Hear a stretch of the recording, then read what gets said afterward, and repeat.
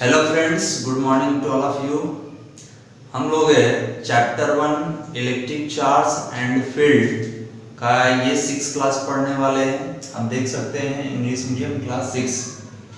इसके पहले वाली क्लास में आपने वीडियो देखा होगा, उसमें हम लोग बात कर रहे थे basic property of electric charge के बारे में, और वहाँ पॉइंट 4 तक हमने बताया था। ओके, तो आज हम लोग basic property of electric charge को ही कंटिन्यू करेंगे पॉइंट 5 से। चलिए आगे बढ़ते हैं। Basic property of electric charge, तो पॉइंट नंबर 5 में देखेंगे quantization of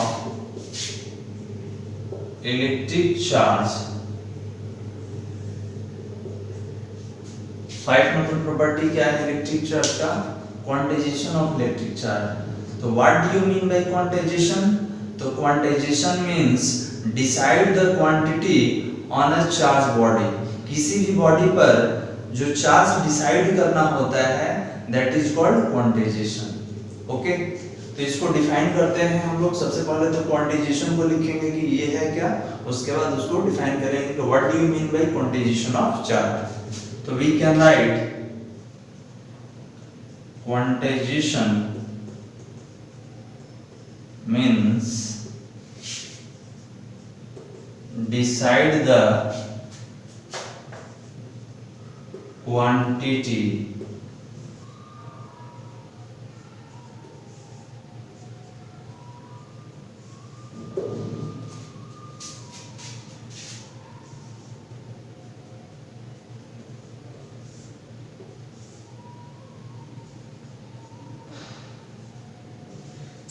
where Q equal to net charge और टोटल चार्ज कर सकते हैं। टोटल चार्ज E क्या है? एलिमेंट्री चार्ज 1.6 into 10⁻⁻⁹ कूलम, और क्या है? N क्या है? तो इंटीजर 1, उसके बाद +-2 +-3 कहाँ जाएगा? +- तक। ओके, तो ध्यान देंगे, इसको समझते हैं। What do you mean by quantization of electric charge? तो हमने सबसे पहले ही बताया था कि quantization means decide the quantity on a body. किसी भी बॉडी पर क्वांटिटी डिसाइड करना क्वांटाइजेशन होता है। अब डिपेंड करता है कि वो क्वांटिटी कैसा है। तो यहाँ पे हम लोग बात कर रहे हैं इलेक्ट्रिक चार्ज के बारे में। तो ये कर रहे हैं quantization means decide the quantity.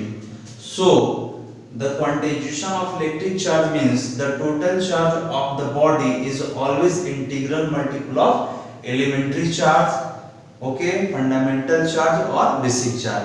कि किसी भी बॉडी पर जो क्वांटिटी डिसाइड होगा वो इंटीग्रल मल्टीपल होगा किसका? इलेक्ट्रिक चार्ज का।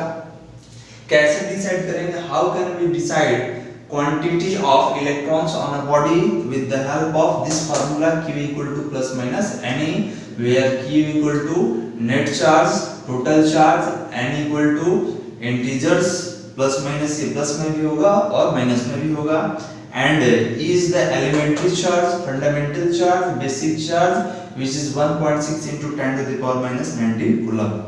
अब समझते हैं कि सर अगर किसी भी बॉडी पर, मान लीजिए मेरे पास ये बॉडी A है और इस बॉडी पर किसी ने बोला कि इलेक्ट्रॉन जो है 1 इलेक्ट्रॉन है, 2 इलेक्ट्रॉन है, 3 इलेक्ट्रॉन है, 100 इलेक्ट्रॉन है, क्लियर है? तो ये सारा सही होगा। 500 इलेक्ट्रॉन है, ये सारा सही है। किसी ने बोला कि इस पर -1 इलेक्ट्रॉन है, -2 इलेक्ट्रॉन, -3 इलेक्ट्रॉन, -100 इलेक्ट्रॉन, -500 इलेक्ट्रॉन, ये भी सही है। प्लस क्या बताता है? देखिए इसके आगे कुछ नहीं है, दैट मींस के पॉजिटिव। तो positive sign indicates that here deficiency of electron, 1 deficiency of electron, 2 deficiency of electron, 3 deficiency of electron, 100 deficiency of electron and 500 deficiency of electron. and negative sign indicates that excess of electron. So here we can say 1 excess electron, 2 excess electron, 3 excess electron, 100 excess electron and 500 excess electron. But if we write electron or elementary charge in the term of E by 2, 2E by 3, 1.5E, under root 3 by E, next under root 3E, 1.8E. Okay, तो all of this are wrong. अगर कोई E by 2 कहता है किसी body पर आधा electron, half electron है, quarter electron है, ठीक है, 2.5 इलेक्ट्रॉन है, तो ये बिल्कुल गलत होगा. अंडर रूट 3 इलेक्ट्रॉन है, अंडर रूट 6 इलेक्ट्रॉन है, 1.8 इलेक्ट्रॉन है, तो बिल्कुल गलत है. क्यों? क्योंकि electron can not be divided, electron को तोड़ा नहीं जा सकता. अगर किसी भी बॉडी पर सबसे स्मॉलेस्ट चार्ज बात करेंगे कि सर किसी भी बॉडी पर सबसे स्मॉलेस्ट चार्ज कितना होगा, तो 1 इलेक्ट्रॉन का चार्ज होता है. कोई बोलेगा आधा इलेक्ट्रॉन, हाफ इलेक्ट्रॉन, तो ये बिल्कुल गलत होगा. तो आपको ध्यान देना है कि जब भी इलेक्ट्रॉन पर चार्ज रहेगा तो वो इंटीग्रल मल्टीपल होगा किसका? इलेक्ट्रिक चार्ज का. ओके, 1 2 3 400 500 1 लाख 2 लाख इस तरीके से होगा. लेकिन कभी भी डेसिमल में 1.3 electron, 1.8 electron, root under 7 electron, root under 15 electron इस तरीके से नहीं रह सकता है. ध्यान देंगे. ओके, तो अगर आपसे बात की जाए किसी भी बॉडी पर सबसे स्मॉलेस्ट चार्ज, सबसे मिनिमम चार्ज कितना हो सकता है, तो 1 इलेक्ट्रॉन का, और वो कितना होगा 1.6 × 10⁻⁻19 कूलम. ओके, तो आप समझ गए होंगे क्वांटाइजेशन मींस, तो quantization means decide the quantity on a body, किसी भी बॉडी पर क्वांटिटी डिसाइड करना. अब ये डिपेंड करता है कि डिसाइड करना किसको है. तो यहाँ पर हमने चार्ज रखा है, तो यहाँ पर किसी भी बॉडी पर हम लोग चार्ज का क्वांटिटी डिसाइड करेंगे, which is known as quantization of electric charge. So write down. चलिए, आपने लिख लिया होगा, इसको आगे बढ़ाते हैं.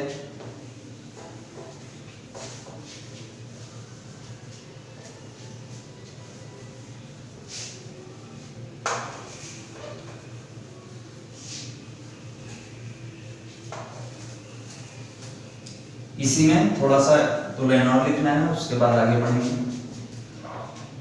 लिखते हैं the electron cannot be divided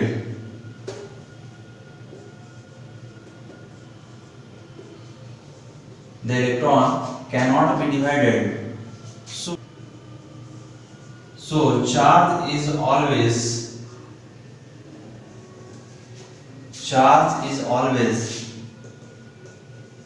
integral multiple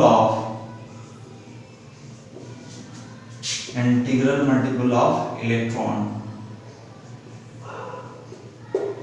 okay, कि जो इलेक्ट्रॉन होगा, जो एलिमेंट्री चार्ज होगा, वो इंटीग्रल मल्टीपल होगा किसी भी बॉडी पर.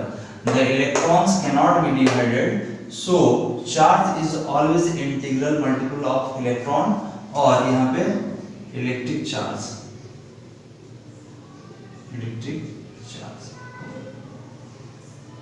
Okay, write down.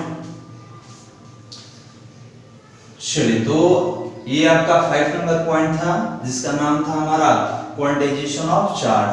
तो quantization means decide the quantity on a body, and quantization of electric charge means decide the electric charge on decide the quantity of electric charge on a body. Next है हमारा conservation of electric charge. 6 number point में पढ़ते हैं conservation of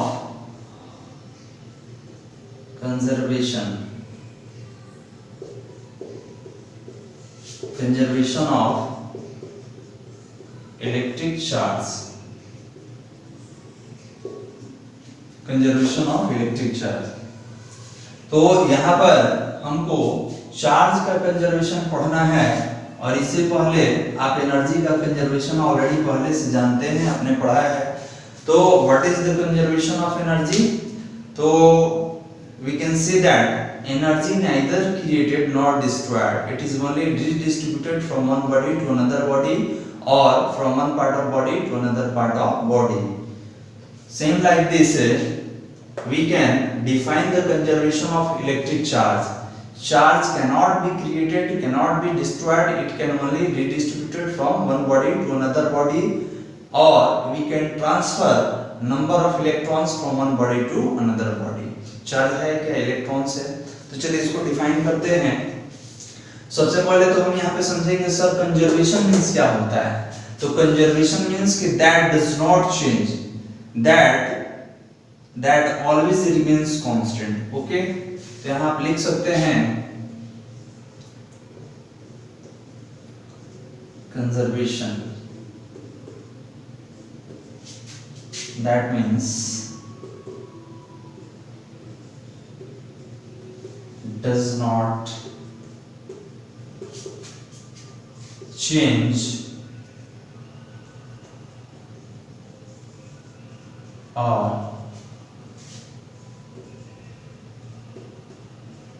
remains constant।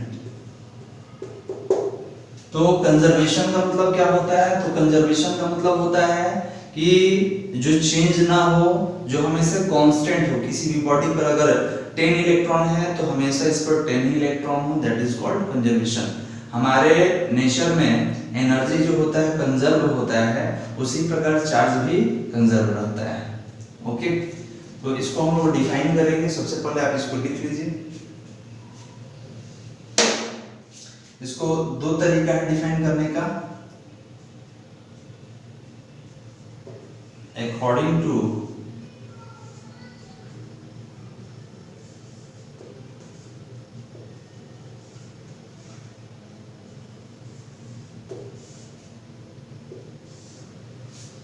चलिए, तो यहाँ पे समझते हैं कि कंजर्वेशन ऑफ इलेक्ट्रिक चार्ज। तो कंजर्वेशन मतलब क्या होता है? तो कंजर्वेशन मतलब होता है कि दैट डज नॉट चेंज, और जो रिमेन कांस्टेंट, जो कांस्टेंट रहे या जो चेंज नहीं हो, वो कंजर्वेशन कहलाता है। आपने एनर्जी के बारे में पहले से पढ़ा है, तो इसको समझने के लिए हमने यहाँ पर डिफाइन किया है according to law of conservation of electric charge, the net electric charge on an isolated system remains constant। मानिए कि मेरा आइसोलेटेड कोई बॉडी है। आइसोलेटेड मतलब होता है अलग थलग, किसी के टच में ना हो, उसको आइसोलेटेड बोलते हैं। तो ये आइसोलेटेड सिस्टम है, बॉडी है, जो भी है। तो इस पर पूछेंगे कि नेट चार्ज कितना है, तो आप बोलेंगे सर नेट चार्ज 0। अगर कोई आपको दे दे कि क्लोरीन, केवल क्लोरीन है, नेट चार्ज 0। सोडियम दे दे, net charge 0। Oxygen net charge 0। क्यों? क्योंकि ये आइसोलेट है। इस पर कहां कहीं प्लस और माइनस लिखा हुआ है? नहीं। क्यों नहीं लिखा हुआ है? क्योंकि क्लोरीन जब आप एटम लेंगे तो क्लोरीन में जितना इलेक्ट्रॉन है उतना ही प्रोटॉन है, तो ये न्यूट्रलाइज कर लेता है। सोडियम में जितना इलेक्ट्रॉन है उतना प्रोटॉन है, ये भी न्यूट्रलाइज कर लेगा। उसके बाद ऑक्सीजन में जितना प्लस है उतना माइनस है, ये न्यूट्रलाइज कर लेगा। ओके, तो अगर ये आइसोलेट है, आइसोलेट मतलब कोई चार्ज नहीं है बॉडी पर यहाँ पर, तो आप बोलेंगे सर आइसोलेट बॉडी पर नेट चार्ज 0 होता है।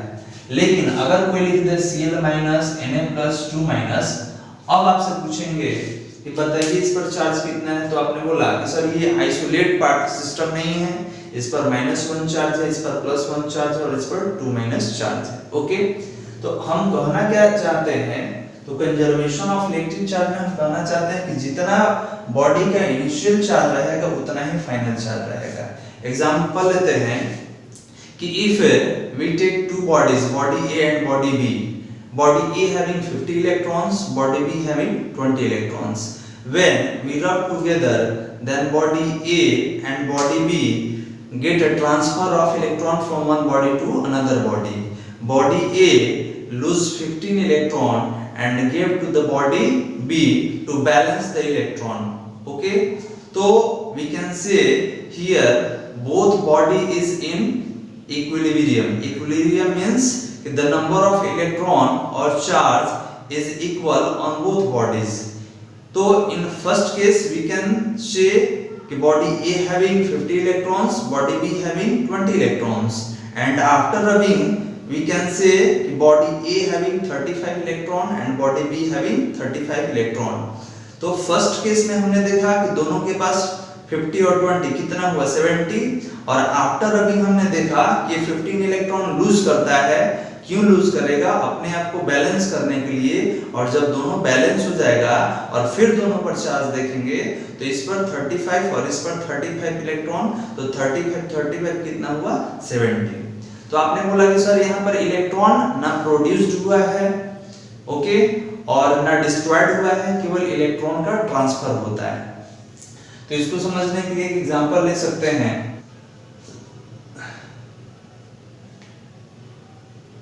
चलिए, आपने लिख लिया होगा,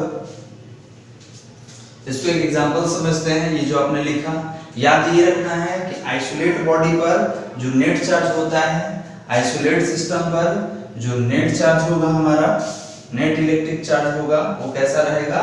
रिमेन्स कांस्टेंट, ओके।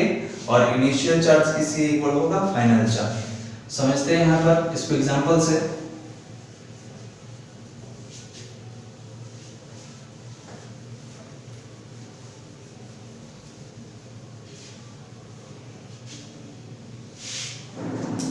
तो यहाँ पर हमने एग्जांपल लिया कि एक बॉडी A है और एक बॉडी B है, दोनों सेपरेट है कुछ डिस्टेंस से, आप देख सकते हैं कुछ डिस्टेंस से दोनों सेपरेट है।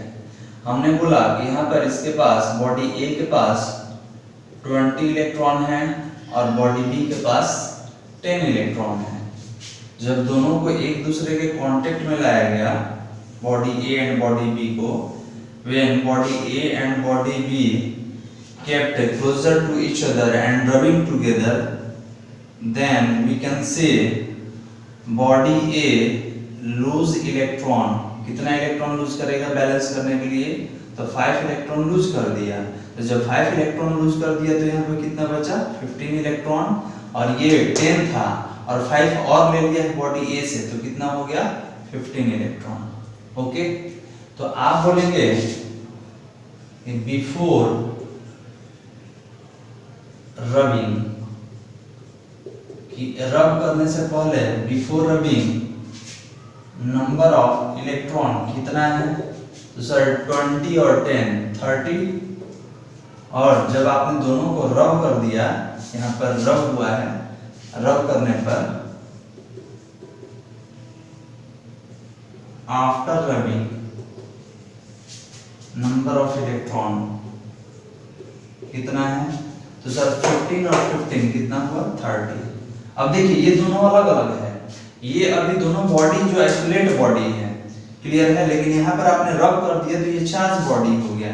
ये कौन सा चार्ज? तो इसने 5 इलेक्ट्रॉन लूज किया तो 5 प्लस, और इसने 5 इलेक्ट्रॉन एक्सेप्ट किया तो 5 माइनस। तो that is body A is negatively positively charged body and body B is negatively charged body। तो ये नेगेटिवली चार्ज बॉडी और ये पॉजिटिवली चार्ज बॉडी है, और ये क्या है? आइसोलेटेड सिस्टम है। तो दोनों केस में हमने देखा कि नंबर ऑफ इलेक्ट्रॉन्स क्या है? इक्वल है। ये आयन के फॉर्म में है और वो एलिमेंट के फॉर्म में है। तो आपने देखा कि सर दोनों फॉर्म में तो नंबर ऑफ इलेक्ट्रॉन सेम है, तो hence we can say both are follow the law of conservation of electric charge. क्यों? क्योंकि यहां पर देखा गया कि इनिशियल चार्ज जो है it is equal to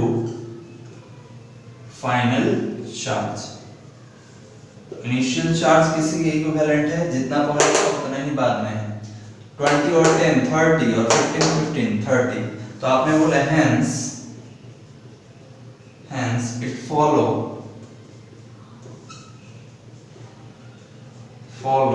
the law of conservation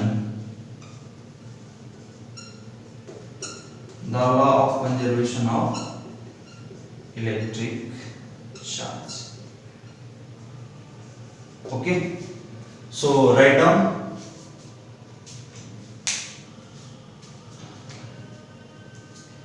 चलिए आपने लिख लिया होगा। इसका एक और डिफिनीशन है जिसको law of conservation of electric charge कहते हैं, आप जानते होंगे उसके बारे में, आपने लिख लिया। चलिए इस लॉ पे बात करते हैं।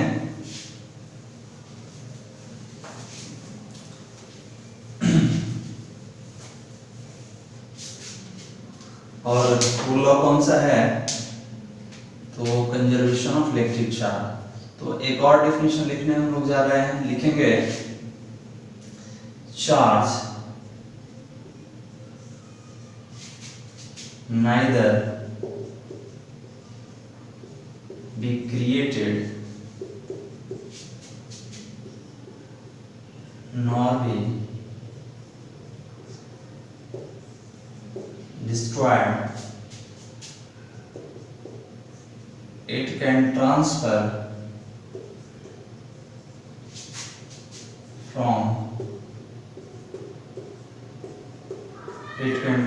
from one body to another body.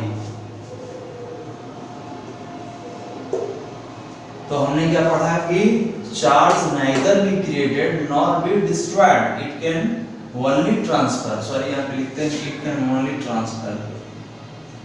It can only transfer from one body to another body. ये एक बॉडी से दूसरे बॉडी पर ट्रांसफर होता है।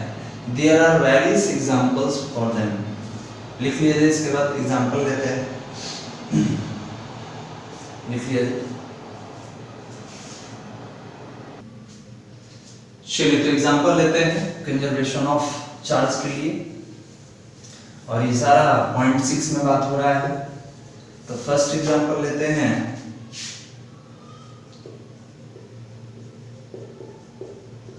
फर्स्ट एग्जांपल लेंगे आयोनाइजेशन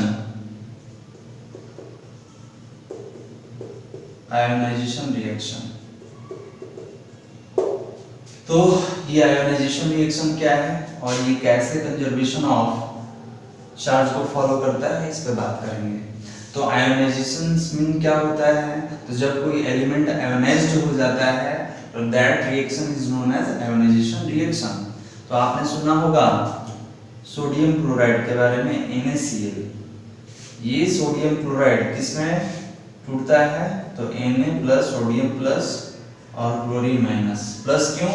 क्योंकि सोडियम Na क्या होता है? Na इज एक्सेप्टर और Na is a donor, sodium is donor and chlorine is acceptor. तो hence we can say it is sodium chloride. ये सोडियम आयन है और ये क्लोरीन आयन। तो हमको ये देखना है ये कैसा हमारा पार्ट है। तो सर ये बिफोर आयोनाइजेशन, ये बिफोर आयोनाइजेशन, और ये क्या है? तो ये आफ्टर आयोनाइजेशन, आफ्टर आयोनाइजेशन का पार्ट है। ओके, तो कंजर्वेशन ऑफ चार्ज क्या कहता है कि आयोनाइजेशन से पहले जितना चार्ज था आयोनाइजेशन के बाद उतना ही चार्ज होना चाहिए। अगर दोनों चार्ज इक्वल है दैट मींस कि charge is conserve, charge conserve है। और ये किसको फॉलो करता है? तो कंजर्वेशन ऑफ इलेक्ट्रिक चार्ज को। तो यहाँ देखेंगे कि सर ये तो आइसोलेटेड बॉडी है क्योंकि इसके ऊपर तो कोई चार्ज नहीं है, और हमने पढ़ा है कि आइसोलेटेड बॉडी पे नेट चार्ज कितना होता है? 0 होता है। अगर NaCl की जगह पर केवल N रहे या केवल Cl रहे, कोई भी एलिमेंट रहे जिसके ऊपर प्लस माइनस नहीं है, तो उसका नेट चार्ज क्या होगा? 0 होगा। और जहां पर आयन है तो ये चार्ज बॉडी होता है, जितना ये प्लस है उतना इसका चार्ज काउंट करेंगे कि सोडियम पर +1 इलेक्ट्रॉन का चार्ज है। चलिए तो बात करते हैं number of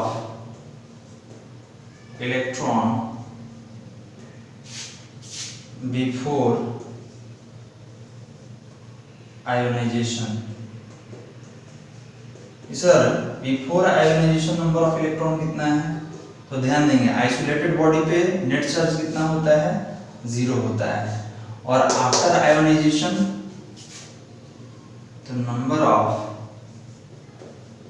electron after ionization. तो आयोनाइजेशन आफ्टर आयोनाइजेशन ये दोनों है। तो सोडियम पर कितना चार्ज है? सर +1। क्लोरीन पर कितना चार्ज है? -1। आप इलेक्ट्रॉन भी लिख सकते हैं +e और -e। तो ये बताइए कि सोडियम पर +1 है और क्लोरीन पर -1, तो +1 -1 क्या होगा, न्यूट्रलाइज कर लेगा तो कितना हुआ, 0 हुआ। तो अब ये बताइए कि आयोनाइजेशन के पहले, बिफोर आयोनाइजेशन कितना चार्ज था, 0, और आफ्टर आयोनाइजेशन कितना चार्ज हुआ, 0। तो चार्ज कहाँ प्रोड्यूस्ड हुआ और कहाँ पर डिस्ट्रॉयड हुआ, ये तो हमारे सिस्टम में कांस्टेंट रह गया। तो आपने बोला कि sir we can say initial charge equal to final charge, initial charge equal to final charge, या ये भी कह सकते हैं कि before ionization is equal to after ionization, दोनों बराबर है। Hence ionization reaction follow the conservation of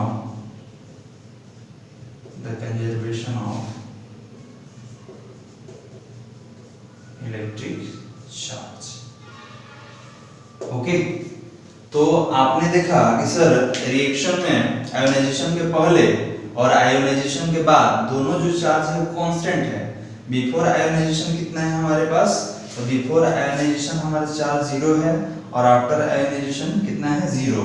तो in this case we can say initial charge is equal to final charge, hence ionization reaction follow the law of conservation of electric charge. Okay, so that is the first example for conservation of charge, which is in the form of ionization reaction. And after that we will study about, चलिए लिख लीजिए इसको। तो आपने लिख लिया होगा, हटाते हैं इसको। बात है एग्जांपल सेकंड में, यूरेनियम डीके में, जिसको रेडियो एक्टिव डीके कहा जाता है। चलिए, तो एग्जांपल सेकंड में बात करते हैं कि यूरेनियम 238 और 92 decay by emitting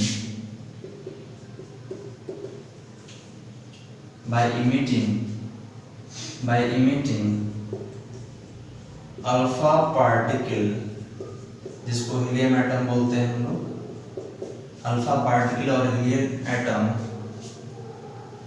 it produced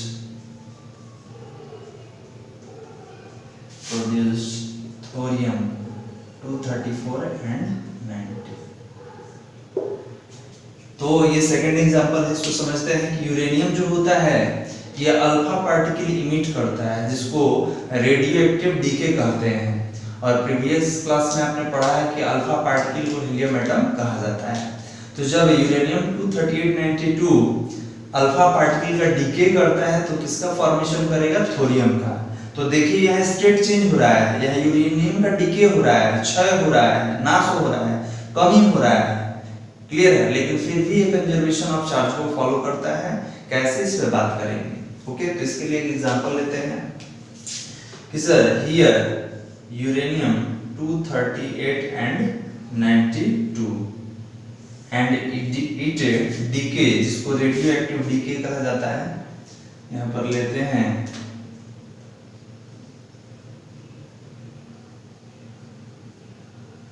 radio active decay, ये रेडिएशन के फॉर्म में निकलता है और ये रेडियो एक्टिव डीके करके क्या बनाता है, थोरियम 234 और 90। तो ये किसका डीके करता है, किसको बाहर निकालता है, अल्फा पार्टिकल, मतलब थोरियम के साथ इसने क्या निकाला, अल्फा पार्टिकल। तो अल्फा पार्टिकल को आपने क्या बोला, हीलियम एटम। तो हीलियम क्या होता है, 24। अब हमको देखना क्या है कि बिफोर डीके और आफ्टर डीके क्या हमारा चार्ज इक्विवेलेंट है कि नहीं। तो यहाँ पर आपने बोला कि sir initial charge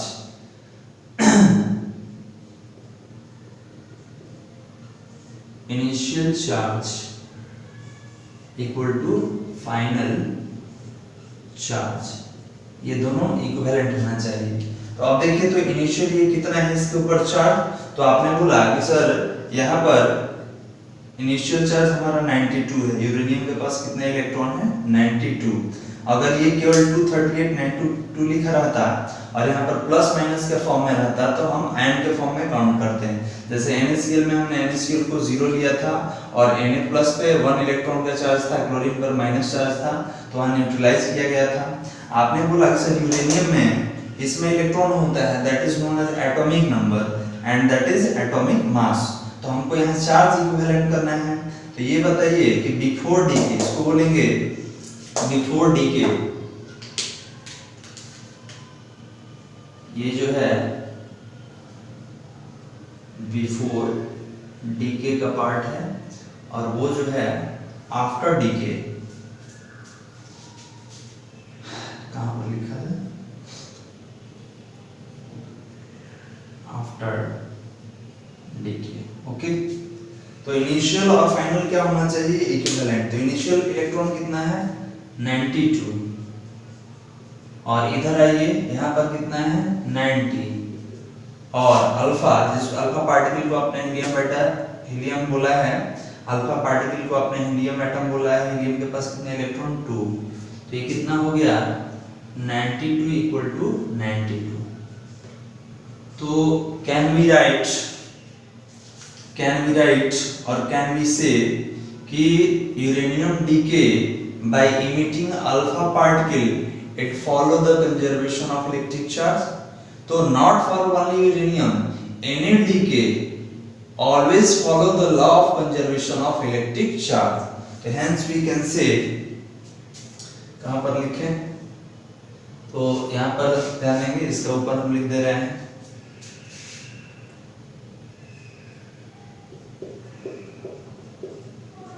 hence we can say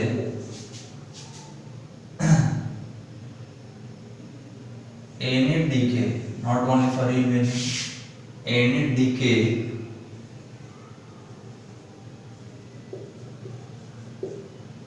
of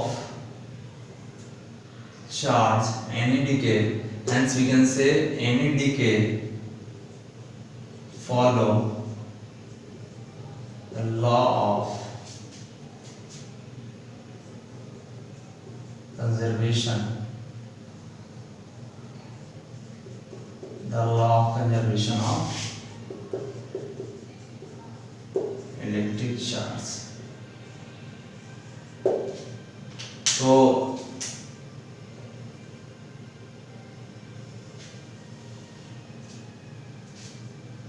सबसे पहले आपको ये टोटल लिखना है और उसके बाद इसके नीचे 92 इक्वल टू 92 इसके नीचे लिखेंगे hence we can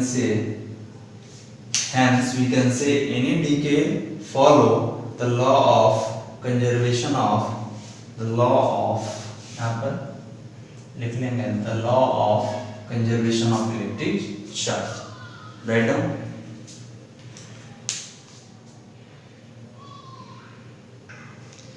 चलिए तो आगे एग्जांपल थर्ड में बात करते हैं।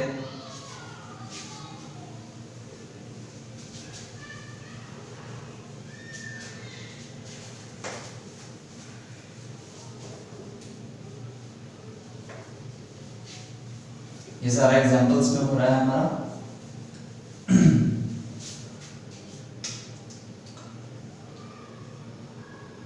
Example third,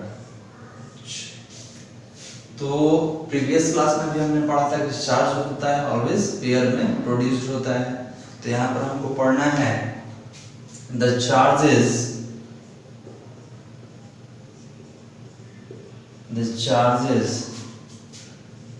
always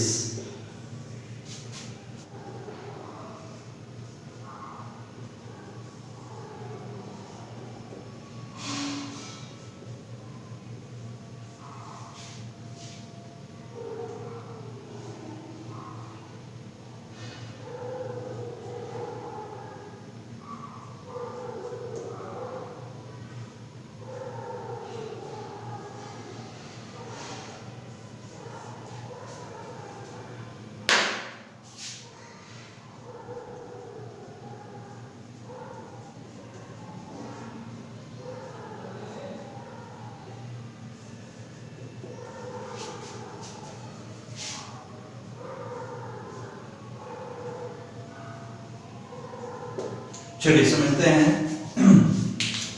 example third को कह रहा है कि the charges in pair can be created और डिस्ट्रॉयड। तो ये भी पहले हमने पढ़ा है कि चार्ज को ऑलवेज पेयर में क्रिएट किया जाता है और पेयर में डिस्ट्रॉयड किया जाता है, क्योंकि single charge can not be produced. Okay, single charge ना तो प्रोड्यूस करते हैं, ना डिस्ट्रॉयड करते हैं, ना ट्रांसफर करते हैं। हमने बोला सबसे पहले एनिहिलेशन। एनिहिलेशन का मतलब होता है डिस्ट्रॉयड कर देना, बर्बाद कर देना, नष्ट कर देना। तो देयर आर वेरियस थिंग्स। तो एनिहिलेशन मींस डिस्ट्रॉयड, यहाँ पर हमने लिखा है। और एक आगे इसके बाद हम लोग पढ़ेंगे पेयर प्रोडक्शन को क्रिएटेड कहा जाता है। इसके बाद पेयर प्रोडक्शन पढ़ने वाले हैं। तो जब प्रोड्यूस्ड होता है तो क्रिएटेड बोलते हैं, जब दो एलिमेंट एक दूसरे को डिस्ट्रॉयड करता है तो उसको एनिहिलेशन कहा जाता है। ओके, तो यहाँ किसको एनिहिलेट करने वाले हैं? तो जब एक इलेक्ट्रॉन और एक पॉजिट्रॉन, आपके लिए एक वर्ड नया है पॉजिट्रॉन, इसके बारे में हम आगे बात करेंगे कि पॉजिट्रॉन जो है इलेक्ट्रॉन का एंटी पार्टिकल होता है और इसका चार्ज इलेक्ट्रॉन के चार्ज के मैग्नीट्यूड के इक्वल होता है, बट ये पॉजिटिव चार्ज होता है, ये नेगेटिव चार्ज। और all the properties of positron is same as electron, और बाकी सारा प्रॉपर्टी इलेक्ट्रॉन के जैसा ही होता है। आगे बात करेंगे इस पर।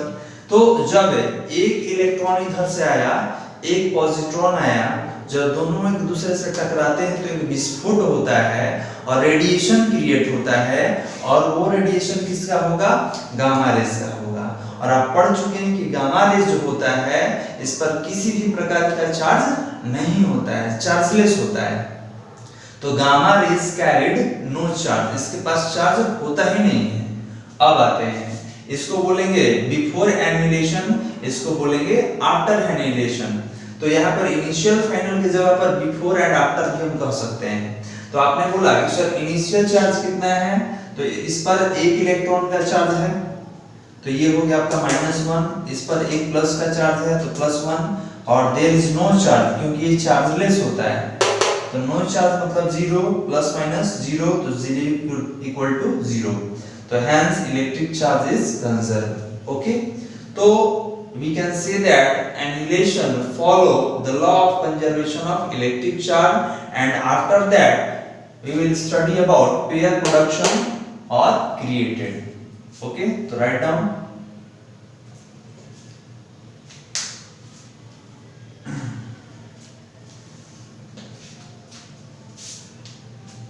चलिए आगे बढ़ते हैं।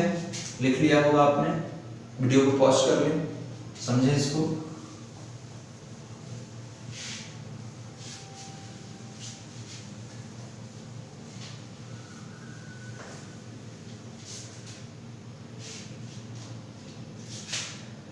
Example B, pair production.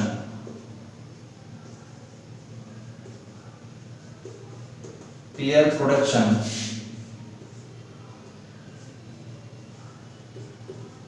and pair production means created, that means forming a new element.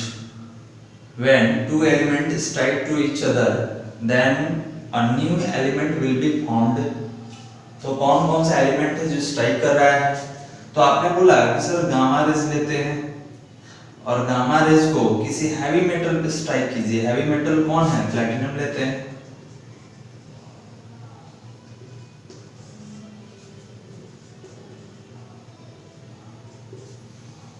और ये क्या है हमारा? गामा है। तो जब गामा को किसी हैवी मेटल पर, एलिमेंट पर, मेटल एलिमेंट कुछ भी लिख सकते हैं आप, हैवी मेटल पर स्ट्राइक किया जाता है तो ये फॉर्म करता है एक इलेक्ट्रॉन और एक पॉजिट्रॉन, जो अभी हमने पढ़ा था, जस्ट रिवर्स।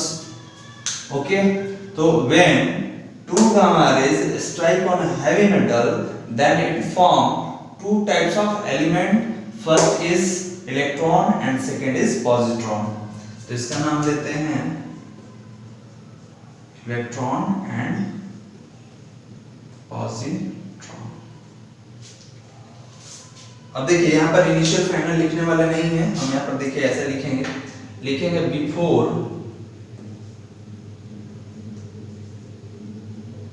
Pair production. और equal to after pair production. थोड़ा चेंज कर रहे हैं क्योंकि पहले बता चुके हैं इनिशियल फाइनल। अगर दोनों का चार्ज इक्वल नहीं होगा तो नॉट इक्वल टू, अगर दोनों का चार्ज इक्वल रहेगा तो it follow the law of conservation of charge. तो बिफोर पेयर प्रोडक्शन तो ये हैवी मेटल है, आइसोलेट बॉडी है, तो इस पर चार्ज जीरो और ये चार्जलेस होता है। तो आपने बोला कि सर गामा तो चार्जलेस है और ये हैवी मेटल है, आइसोलेट है, तो इस पे भी charge zero. After pair production ये है, तो इलेक्ट्रॉन पर चार्ज -1, पॉजिट्रॉन पर चार्ज +1, प्लस माइनस कैंसिल, तो 0 इक्वल टू 0। तो आपने बोला कि sir initial charge equal to final charge, hence electric charge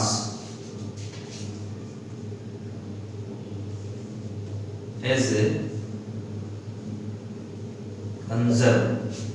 electric charge कैसा रहेगा? कंजर्व रहेगा। तो याद रखेंगे annihilation and pair production all the follow the law of conservation of electric charge. Annihilation मतलब डिस्ट्रॉयड करना और पेयर प्रोडक्शन मींस क्रिएट करना। ओके, सो राइट डाउन। तो आपने लिख लिया होगा, आगे बढ़ते हैं, यहां से कुछ नोट ले लेते हैं।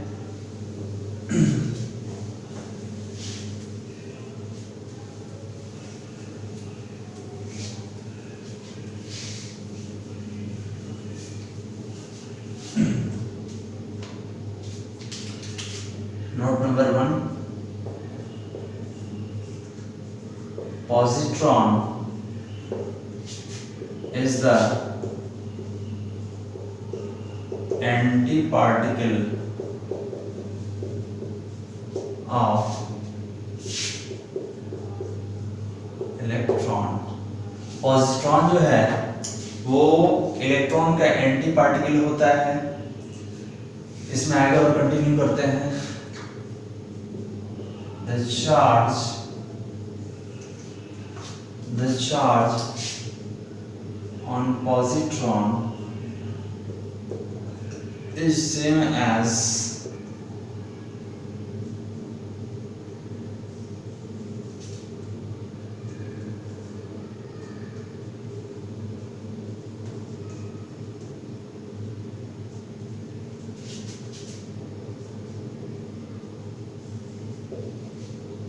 चलिए, तो यहाँ पर हमने दो नोट लिखा है, नोट नंबर 1, नोट नंबर 2, इसको समझते हैं। नोट नंबर 1 है कि positron is the antiparticle of electron, जो कि पहले भी आया था। The charge on positron is same as electron. Positron जो है इलेक्ट्रॉन का एंटी पार्टिकल होता है, उसके जस्ट रिवर्स होता है प्रॉपर्टी वाला। पॉजिट्रॉन का जो चार्ज है इलेक्ट्रॉन के चार्ज के इक्विवेलेंट होता है, बट इलेक्ट्रॉन नेगेटिव होता है और पॉजिट्रॉन पॉजिटिव। और बाकी सारा प्रॉपर्टी है जो पॉजिट्रॉन का is same as electron. As continue करते हैं, and all other properties of positron is same as electron. Okay, इसके बाद आगे देखते हैं। आपने सुना होगा कि electron can not be divided, proton can not be divided, neutron can not be divided. But आगे जब पढ़ेंगे आप तो आपको मालूम होगा कि प्रोटॉन और न्यूट्रॉन का भी कंस्टिट्यूएंट पार्टिकल होता है। मतलब प्रोटॉन और न्यूट्रॉन भी छोटे छोटे कणों से मिलकर बने होते हैं।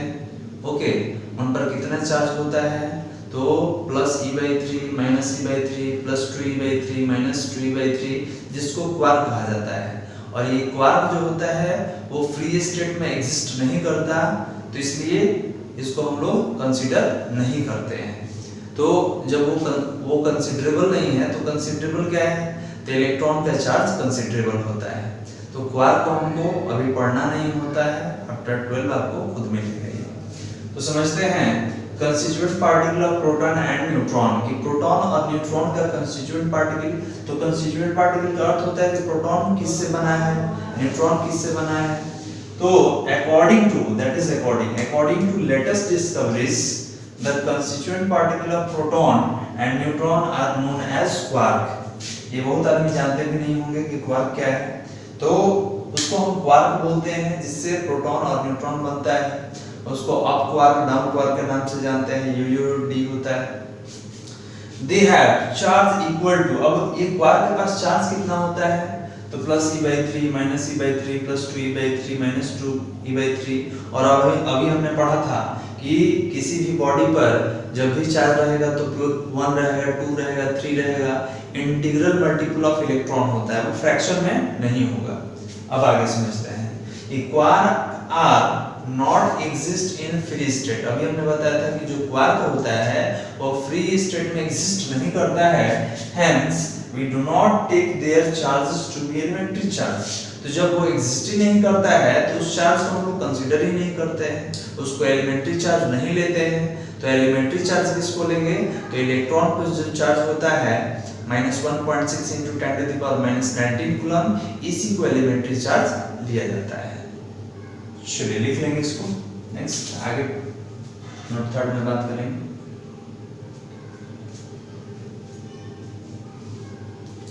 आपने लिख लिया होगा, आगे बढ़ते हैं नोट नंबर 3 में।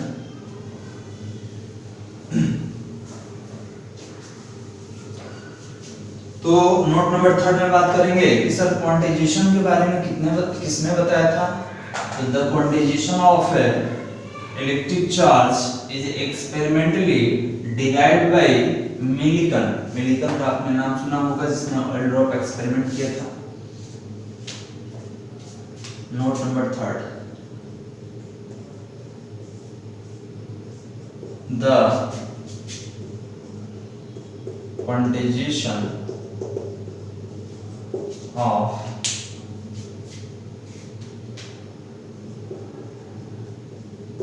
electric charge was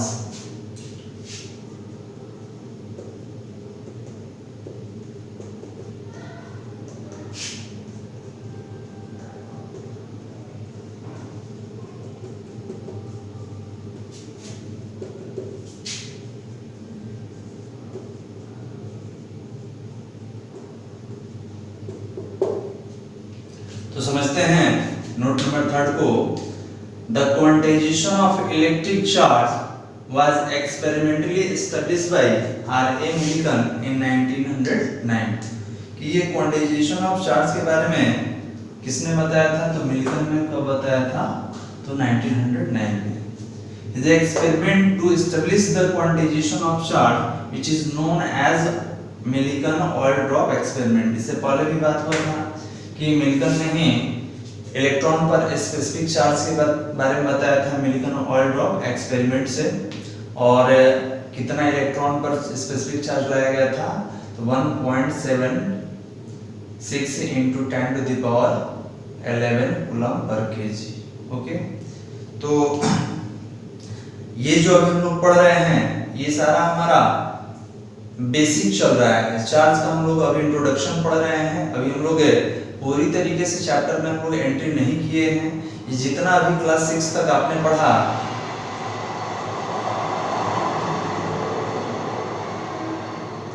अभी तक आपने जितना क्लास 6 तक पढ़ा, all of this are basic of electric charge. ये सारा इलेक्ट्रिक चार्ज का बेसिक क्लास था। अब इसके बाद जो हम बात करेंगे तो चार्ज से रिलेटेड जो भी बेसिक न्यूमेरिकल्स होते हैं, जो क्वांटाइजेशन ऑफ चार्ज है, एडिटिविटी है, किस तरीके का ऑब्जेक्टिव मल्टीपल चॉइस क्वेश्चन पूछा जाता है, उस पर हम नेक्स्ट क्लास में बात करेंगे। चलिए, थैंक्स।